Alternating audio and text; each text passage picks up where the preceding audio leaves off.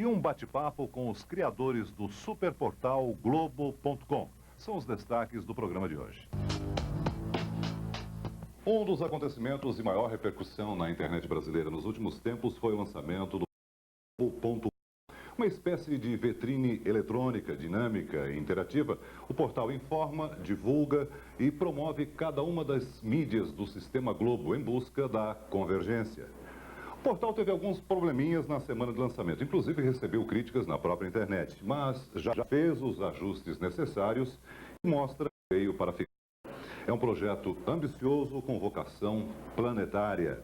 E para falar sobre o portal Globo.com, eu estou aqui ao lado de dois responsáveis pelo projeto.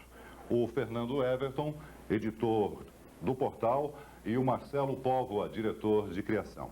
Eu gostaria, nesse início da nossa conversa, que vocês contassem como é que foi se estruturando, como é que foi se construindo o projeto Globo.com. Bom, na verdade, a origem do projeto Globo.com é a própria presença de veículos das organizações Globo na internet. A presença começou com o Globon, em 96, depois foram sendo agregados outros produtos, Sistema Globo de Rádio, a própria TV Globo, a Editora Globo com as suas revistas. E num determinado momento, as organizações Globo tinham vários sites reproduzindo os seus veículos originais, mas faltava uma integração entre esses produtos. A primeira experiência visando essa convergência foi na Copa de 98, quando o Jornal Globo, o Sistema Globo de Rádio e a televisão se uniram para fazer o site Globo na Copa, onde era possível as notícias do jornal, os vídeos dos gols, dos jogos que tinham acabado de acontecer, os áudios de entrevistas feitos pelo Sistema Globo de Rádio. Essa experiência foi ao ar durante a Copa de 98, foi muito bem sucedida, ganhou prêmios internacionais, teve uma repercussão no mercado interno e externo muito grande e foi a semente do projeto de desenvolvimento do portal, tendo como objetivo a integração não apenas dos conteúdos dessas mídias, mas dos próprios sites, servindo como elemento de integração desses conteúdos. A partir de meados de 99, a equipe da Globo.com começou a ser estruturada, tendo como base a equipe que tinha estruturado o Globo na Copa. Essa equipe veio sendo reforçada a partir de outubro, novembro, teve a chegada do Marcelo, que trouxe uma experiência já de mídia interativa bastante extensa. E a partir daí a gente começou o desenvolvimento do que seria esse portal integrador das organizações Globo. Acho que aí é o sinal que o próprio Marcelo pode continuar a contar a história daqui para frente. Conta a sua parte nessa história do portal, Marcelo. Na verdade, eu cheguei, comecei a trabalhar no projeto da integração total, né? Ou seja, eu havia iniciativas anteriores de integrações parciais dentro da internet pela parte das organizações Globo, mas uma integração total, real, com um produto consistente e coerente começou a ser feita realmente em novembro de 99. Eu cheguei de Nova York, eu era diretor de criação da Nicholson New York, uma das grandes agências de mídia interativa em Nova York, e vim para esse projeto que eu achei fascinante, pela todo o potencial que ele tem de capitalizar nas dos brands das organizações Globo, e esse definitivamente o mais forte do Brasil, e a gente formar um produto que conseguisse, mais uma vez, unir tudo isso de uma forma consistente, coerente e agradável para o usuário, né?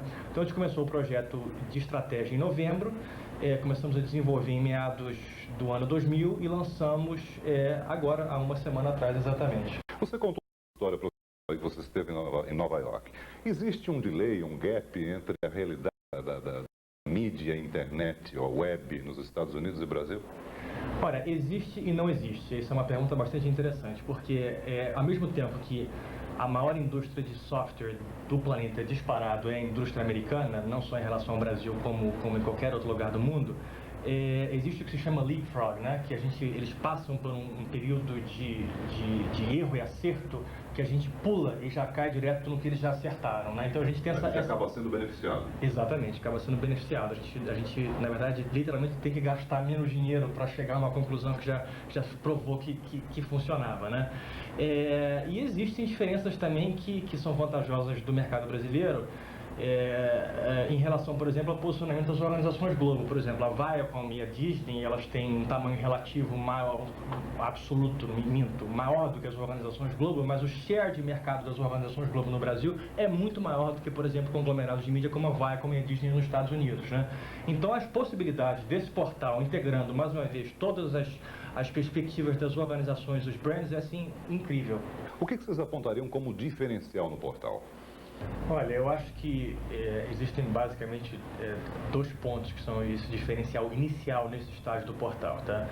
Um é a possibilidade de você ter acesso a todos os produtos das organizações Globo, sejam todos os veículos, né?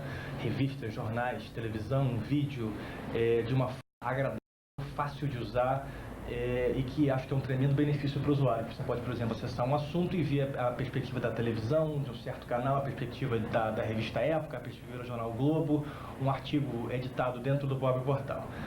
A outra, e eu acho que grande vantagem, é que esse portal foi projetado de uma maneira, o que eu gosto de dizer é o seguinte, que ele foi projetado para a nossa avó. Ou seja, ele é extremamente fácil de usar, né? É um projeto de informática, mas ele é um projeto feito para o mercado de massa, para o usuário comum, que não tem e nem tem que ter necessariamente cultura de computadores. Ou seja, ele tem que ser tão fácil de usar, o portal, e deve cada vez essa tendência a aumentar mais, quanto um eletrodoméstico da sua casa. Ou seja, não precisa de manual de instruções. E nós estamos visando isso a curto, médio e longo prazo, e acho que isso e vai ser um tremendo diferencial para a gente do ponto de vista de produto. Vamos conversar agora a respeito da busca que vocês estão travando, da interatividade com o internauta. Qual é a estratégia que vocês estão desenhando para o portal? Em termos de chats, em termos de disponibilizar, digamos assim, os grandes nomes que as organizações, que o Sistema Globo tem, em busca dessa interatividade com o internauta? Sem dúvida nenhuma, o chat vai ser uma dos carros-chefes dessa interatividade, mas não é o único. Quer dizer, a nossa ideia é investir nas chamadas comunidades virtuais, ou seja, você conseguir agrupar as pessoas pelo interesse que elas têm em determinados assuntos, em determinados temas, em determinados momentos, porque a pessoa, às vezes, num determinado momento está interessada em tênis, em outro está interessado em saúde, em outro está interessado em outra coisa, e ela pode frequentar, participar de várias comunidades virtuais ao mesmo tempo. Vamos falar sobre a internet gratuita. Vocês acreditam que isso, a médio e curto prazo, vai se impor no mercado ou não? Independentemente de ter acesso gratuito ou não, é evidente que não basta ter acesso, é preciso encontrar alguma coisa depois de ter acesso. É nessa área do conteúdo que nós estamos investindo. Quer dizer, eu queria até acrescentar na resposta do Marcelo sobre os nossos diferenciais, que uma das coisas que caracterizam o portal da Globo.com e que o diferenciam de outros portais existentes atualmente é o que a gente chama de uma navegação horizontal, ou seja, você faz uma navegação por assunto e não uma navegação por site. Quer dizer, a estrutura tradicional de portais, você entra num portal, escolhe o site que você quer navegar, navega no conteúdo desse site, sai desse site, volta para o portal, encontra outro site onde você quer continuar a navegar ou pesquisar sobre o mesmo assunto e começa uma nova navegação. O que a gente o usuário tem a possibilidade dele navegar pelo mesmo assunto em vários sites. Então, uma vez escolhido o tema que ele está navegando, se ele está procurando uma notícia sobre futebol, uma informação sobre televisão, alguma coisa do gênero, nós vamos oferecer para ele, estamos oferecendo para ele, a alternativa de se aprofundar nesse assunto no site do Globo, no site da Época, no site da televisão, no site do Sistema Globo de Rádio, ouvir uma entrevista que tenha ido ao ar no Sistema Globo de Rádio, ver uma matéria que tenha ido ao ar na televisão, ou seja, oferecer a ele uma experiência integrada relacionada ao conteúdo que ele está buscando, à informação original que ele foi buscar no site. Então, às vezes, você entra em busca de uma informação e nós oferecemos um leque de opções que permite o aprofundamento naquela informação ou o acesso a outras informações correlacionadas a essa. Então, esse seria um diferencial e a gente acredita que, independentemente do acesso gratuito ou não, uma vez na internet, o usuário vai buscar conteúdo. Então, quanto mais fácil ele encontrar esse conteúdo e quanto mais esse conteúdo for amigável para ele, quer dizer, ele conseguir passar de um para o outro mais facilmente, mais ele vai se fixar naquele portal, naquela área onde ele encontrou essa informação e vai retornar outras vezes, que é o objetivo de todos os portais. Daqui a pouco a gente continua a nossa conversa com o pessoal do Globo.com. E nós voltamos a conversar sobre o portal Globo.com, agora com o diretor de tecnologia, Antônio Leal Faoro. Acho que você viveu os últimos dias angustiados aí em função da estreia e do volume excessivo de acesso ao portal, né, Faoro? Bem, nós nos preparamos para um volume de acesso equivalente a 10, 15 mil conexões simultâneas, que é muita gente. Mas o que aconteceu foi que um número muito maior de pessoas tentou fazer o acesso, motivados pela campanha e pela expectativa em cima da Globo na internet. Bom, o que a gente fez na semana passada, então, foi um trabalho de equipe muito interessante, muito intenso, e instalamos mais 12 servidores grandes, de 4 processadores cada um, colocamos o Windows 2000, ou seja, somos muito pioneiros assim, em relação ao sistema operacional, e instalamos também servidores de cache, elevando a nossa capacidade de 10 a 15 mil para alguma coisa entre 30 e 40 mil conexões simultâneas. Então, hoje, temos um site com uma performance muito boa.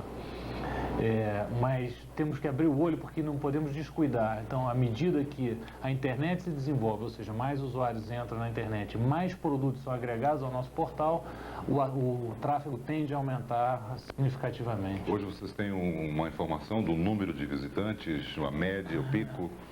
Nós hoje, se a gente conseguir extrapolar para um mês, temos alguma coisa entre 120 e 150 milhões de page views mensais. São os últimos dados que a gente tem. Que são extraoficiais, porque são as primeiras rodadas dos sistemas estatísticos. Mas esse é um número bastante surpreendente, porque é o início dele. Então, a gente está começando já com um número bastante grande. A gente teve notícia, informação, aconteceu recentemente, dos hackers usarem a técnica de sobrecarregar o hit num site, até provocando congestionamento e tornando não operacional, né? Vocês estão prevenidos contra esse tipo de ação? Nós nos preparamos com muita antecedência para os hackers. Eles começaram a atacar a eBay já no ano passado. E aí nós começamos a olhar esse assunto com bastante carinho. E colocamos um sistema de detecção de intruso e um firewall. O que faz cada um desses sistemas? O sistema de detecção de intruso, ele percebe o padrão de acesso ao site e identifica se ele é um ataque ou ele não é um ataque. Isso é muito interessante. E o firewall, ele implementa regras que impedem que determinados tipos de pacotes entrem dentro da nossa rede. Então a gente consegue evitar assim um grande número de ataques. Os ataques mais sofisticados não, porque os ataques mais sofisticados simulam uma multidão de pessoas simplesmente fazendo acesso às páginas dos sites. Foi o que derrubou, por exemplo, o Yahoo. O que a gente pode dizer é que, mesmo sendo vítima de um ataque desse, não tendo como se proteger, porque hoje não tem como detectar esse padrão, a gente consegue recolocar o site com rapidez no ar. Eu sei. Eu queria que você orientasse o nosso telespectador qual é a configuração mínima para usufruir de toda a capacidade, todo o potencial de informação oferecido pelo portal. A primeira coisa é ter um computador, um Pentium no mínimo, que é um padrão da indústria hoje em dia. A segunda coisa que eu acho muito importante é você trabalhar com um padrão de cores elevado, ou seja, no mínimo cores de 16 bits. É fácil isso olhar só na sua placa de som. Outra coisa, a resolução deve estar em no mínimo 800 por 600. Memória 32 MB para rodar o browser, ela é o suficiente, embora 64 MB seja desejável. Como nós somos um portal multimídia, é muito importante vídeo e som. Então, uma boa placa de som é importante para que você possa usufruir todo o áudio e vídeo que a gente colocou no portal. Vou tomar a nossa conversa com Fernando Everton, editor do portal, e Marcelo Póvoa, diretor de criação do Globo.com. Conhecer um pouco mais dos bastidores desse novo portal. Com certeza, o portal foi pensado de olho no futuro da internet, né? Qual é esse futuro e qual vai ser o segredo e a fórmula para se fazer sucesso e sobreviver na grande rede, Marcelo? Eu acho que tem 2 pontos fundamentais que são importantes. Um é a compreensão do mercado de massa de forma individualizada, ou seja, você começar a entender o gosto das pessoas e poder controlar e voltar a elas. Ou seja, se um dia eu compro um disco de jazz, na semana que vem eu volto àquele mesmo site, ele vai me oferecer um conteúdo sobre música, porque já sabe que eu gosto de música, e talvez uma entrada para uma orquestra, um concerto que já acontecendo no momento. Você começa a fazer uma relação de marketing individualizada, isso é fundamental. E a segunda, do ponto de vista de produto, é que vai começar a haver descentralização da CPU, né, o que se chama, ou seja, você hoje em dia tem que sentar na frente do computador, você vai até o computador. O que vai começar a acontecer mais e mais com tecnologias como WAP e wireless, comunicações wireless, sem fio, né, é que a CPU vai se centralizar, ela vai passar a ir até você, ou seja, vai estar no painel do seu carro, ela vai estar no seu telefone celular, ela vai estar no seu Palm, no seu Pilot, né, ou no seu PDA, ou seja, a relação das pessoas com o produto e, por sua vez, com o brand vai ser muito mais íntima e vai ser parte da vida das pessoas. Eu acho que as companhias que, para se prepararem para isso, elas têm que fazer basicamente uma coisa: entender o usuário. Essa acho que é o grande pulo do gato. Se você entender o usuário, você fatalmente vai ter sucesso. E quanto ao conteúdo? Do ponto de vista do conteúdo, do ponto de vista editorial do conteúdo, o futuro é, sem dúvida nenhuma, a convergência das mídias. Quer dizer, hoje em dia nós ainda trabalhamos muito em cima de conteúdos produzidos para produtos originais de outras mídias, jornais, revistas, rádios, televisão.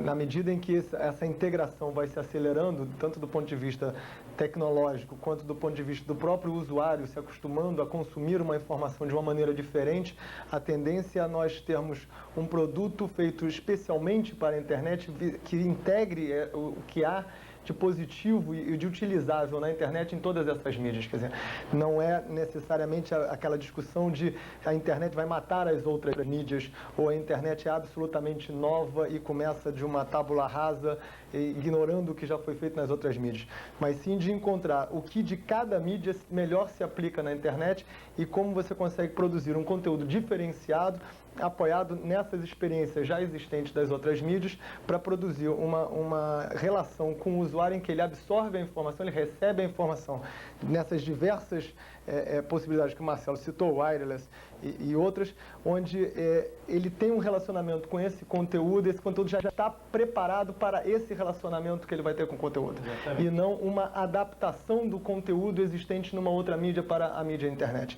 Isso é um processo natural que já está acontecendo, já existe esse tipo de produção. O passo que eu vejo próximo agora é justamente a integração, a chamada convergência dessas mídias, para possibilitar que todas elas se beneficiem desse produto final e a internet seja o canal prioritário dele. Fernando, o nosso programa é muito bem visto, muito bem assistido por universidades e faculdades. A gente tem informação que muitas faculdades gravam o programa, debatem, assistem em função de horário, público que estuda à noite, muitas vezes. Qual o perfil, qual a diferença daquele profissional que ganhou o seu diploma na faculdade, na nossa época, e o profissional de hoje, visando o futuro? Bom, na verdade, a internet não abre um mercado de trabalho apenas para profissionais de jornalismo. Ela abre um mercado de trabalho para profissionais de várias áreas, comunicação visual, tecnologia principalmente, e, felizmente, também para a área jornalística. A diferença fundamental, eu acho que está nas ferramentas que esse profissional vai precisar usar.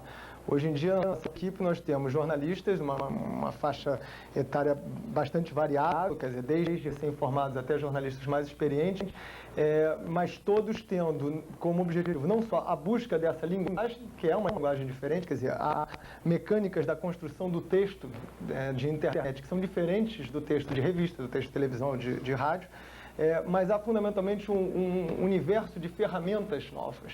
Quer dizer, então hoje, estudantes de comunicação que nós contratamos, uma das coisas que se busca são pessoas que tenham experiências em uso de programas de tratamento de imagem, de digitalização de vídeo, digitalização de áudios, eventualmente em alguns casos até de HTML, porque ainda precisa algumas coisas serem mexidas através de HTML.